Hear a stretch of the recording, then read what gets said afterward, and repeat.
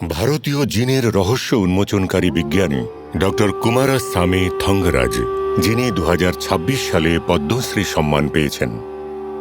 জীবনের বহু রূপকে নিজের মধ্যে ধারণ করে একটি জমিতে একটি ছোট্ট শিশুর মনে কৌতূহলের প্রথম বীজ অঙ্কুরিত হয়েছিল।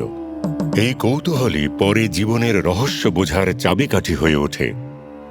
কিন্তু তাঁর এই যাত্রা তামিলনাড়ুর শান্ত গ্রাম চেয়ুর থেকে শুরু হয়ে হায়দ্রাবাদের বৈজ্ঞানিক জগৎ পর্যন্ত পৌঁছেছিল, যেখানে তিনি ভারতীয়দের জিনগত ধারণা বিশ্ববাসীর সামনে তুলে ধরেন এবং তাদের অসাধারণ বৈচিত্র্য নিয়ে গবেষণা করেন।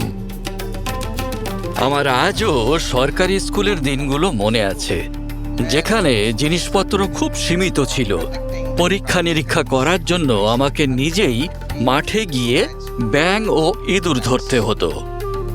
Centre for cellular and molecular biology দিয়ে আমার যাত্রা শুরু হয় 1993 সালে। তখন আমি মাদ্রাজ বিশ্ববিদ্যালয় থেকে আমার পিএইচডিও সম্পূর্ণ করিনি। আমার বৈজ্ঞানিক যাত্রার প্রথম বড় সাফল্য আসে যখন আমি ও আমার টিম গুরুত্বপূর্ণ জিনগত প্রমাণ উপস্থাপন করি যে আন্দামানের আদিবাসীরা প্রায় 65 বছর আগে আফ্রিকা থেকে বেরিয়ে আসা প্রথম আধুনিক মানুষের বংশধর।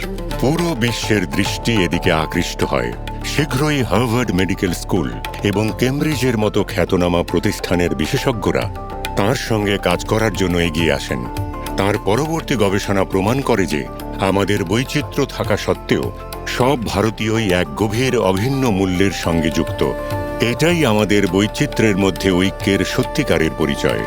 জনসংখ্যা বিশিষ্ট জিনগত রোগ নিয়ে তার গবেষণা ভবিষ্যতে ভারতীয়দের মধ্যে জিনগত রোগ প্রতিরোধে অত্যন্ত গুরুত্বপূর্ণ ভূমিকা পালন করবে। ডক্টর থঙ্গরাজ বলেন, এই সমস্ত সাফল্য তাঁর স্ত্রীর সহযোগিতা ছাড়া সম্ভব হতো না।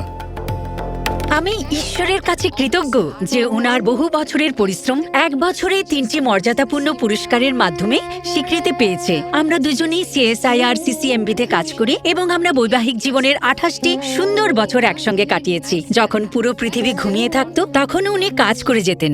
এই দম্পতি 2 সন্তানের আশীর্বাদ প্রাপ্ত এবং এদের ব্যস্ততার মাঝেও পরিবারের সঙ্গে কোয়ালিটি সময় কাটানো সবসময়ই এদের অগ্রাধিকার ছিল।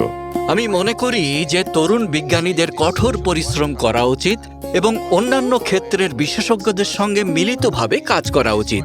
এটাই সমস্যার সমাধানকে আরও মজার ও কার্যকর করে তোলে, আর এর মাধ্যমে দেশও কিন্তু গর্বিত হয়। ডক্টর কুমারাস্বামী থঙ্গরাজের অনুপ্রেরণাদায়ক যাত্রা এই কথারই প্রমাণ যে কৌতূহল সত্যিই পৃথিবীকে আরও ভালো করে তোলার শক্তি যোগায়। ডক্টর কুমারাস্বামী থঙ্গরাজ, পদ্মশ্রী 2026।